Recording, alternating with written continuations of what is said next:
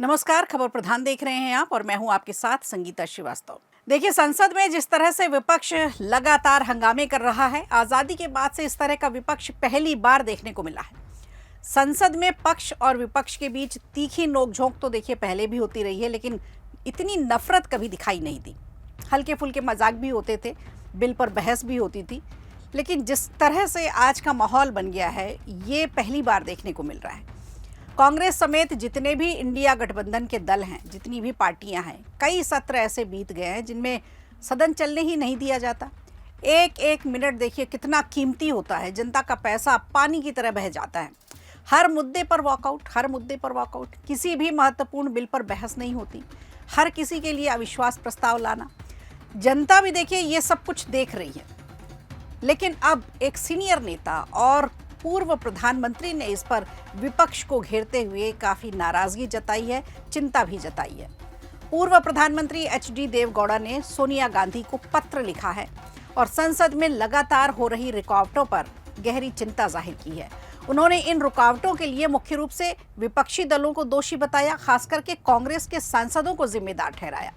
उन्होंने अपने पत्र में लिखा है कि संसद और उसके परिसर में मुख्यतः विपक्षी दलों द्वारा बिना सोचे समझे जो अराजकता फैलाई जा रही है, उससे वो बहुत व्याकुल है। उन्होंने लिखा है कि मुझे नहीं पता कि आप इस पर अनियंत्रित गतिविधि और नकारात्मक ऊर्जा के प्रसार के परिणामों को समझ पा रही हैं या नहीं। मुझे ईमानदारी से लगता है कि इससे हमारे लोकतंत्र की नींव को बहुत नुकसान पहुंच सकता है। इस कड़वाहट का एक अमिट निशान छूट सकता है। पहले पत्र न लिखने के कारण यह था कि मुझे लगा कि समय के साथ चीज़ें ठीक हो जाएंगी, शांत हो जाएंगी, लेकिन मुझे खेद है कि विपक्ष के सुधार में कोई संकेत दिखाई नहीं दे रहा।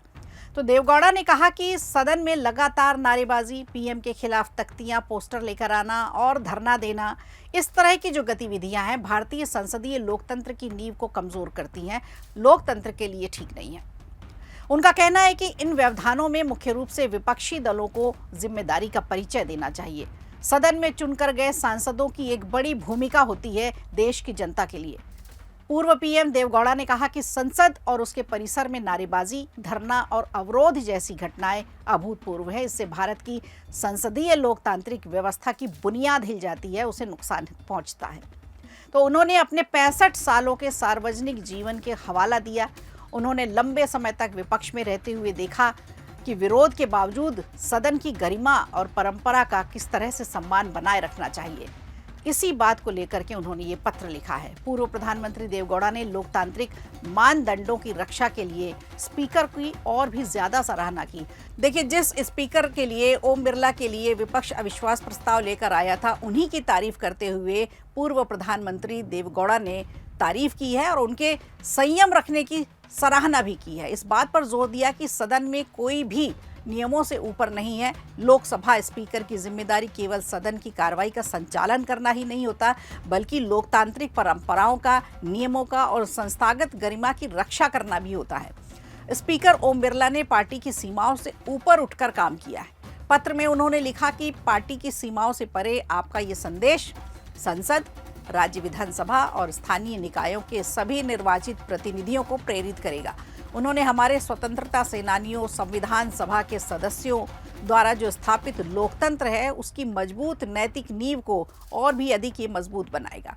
तो सदन चलना चाहिए। संसद सत्र के समय इस तरह की जो गंभीर और गैर जिम्मेदाराना रवैया उनको देखने को मिला, उसे लेकर के उन्होंने चिंता जाहिर की है। इससे उन्होंने संसद और संसदीय लोकतंत्र के जो मूल विचार हैं, उस पर प्रहार बताया है। उन्होंने आगे ये भी लिखा है कि विपक्ष चाहे जितना विरोध करे, लेकिन उसे इस तरह से विरोध नहीं करना चाहिए जिससे 75 वर्षों से हमने जो कुछ भी बनाया वो धीरे धीरे नष्ट ना हो जाए। तो आपने भी देखा होगा किस तरह से सदन में सिर्फ हंगामा किया जाता है, लगातार बार बार सिर्फ वॉकआउट किया जाता है, अविश्वास प्रस्ताव लाने की बात की जाती है, जिसे लेकर अब सीनियर नेता का सब्र टूट गया और उन्होंने सीधे सोनिया गांधी को पत्र लिखकर आगाह भी किया और चिंता भी जताई। वीडियो अच्छा लगा हो तो लाइक कीजिए, शेयर कीजिए और कमेंट बॉक्स में हमें जरूर बताइए। वीडियो अच्छा लगा हो तो लाइक कीजिए, शेयर कीजिए और कमेंट बॉक्स में हमें ज़रूर बताइए।